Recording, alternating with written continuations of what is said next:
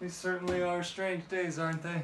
To pass the quarantine times, I'm going to teach you how to make the perfect cup of tea. Here we have, I solemnly swear that I am up to no good, and then when it gets hot water in it, it changes to mischief managed. Something whimsical is definitely the way to go in days like these. First, you want to heat up your mug. This is not a joke, this is not bougie. You can see that's just some hot water there.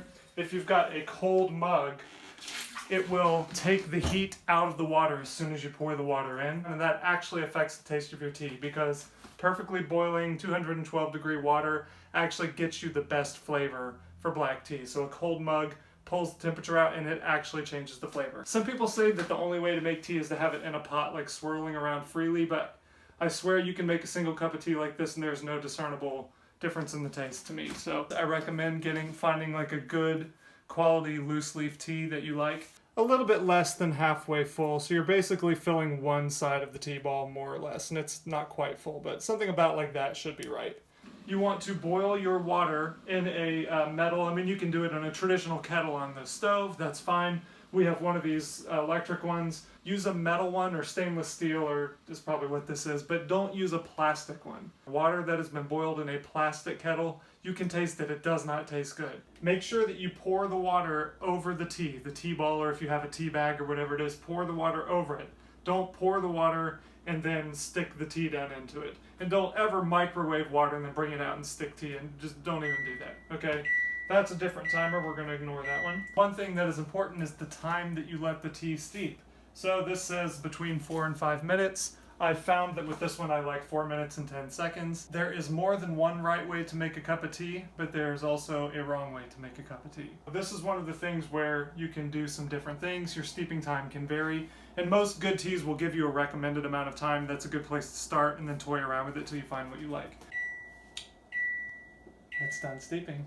I like to give it a nice little tap and get some of that good stuff out of there. I'm just gonna, don't reuse that, okay? Straight in the trash, that's where it goes. You're better than that. There is not one right way to do your tea from here on out. Now, anyone who knows me will tell you that I do this pretty much perfectly, except for one person, and that person is named Solène Grandclaude.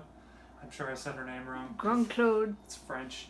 And she likes her tea straight up. No sugar, no milk. That is perfectly legitimate. I like sugar and milk in most black teas because I find that the sugar doesn't overwhelm the flavor, it brings it out. So I like about 1 tablespoon, about like that. It's not particularly heaping, you know, so like 1 tablespoon.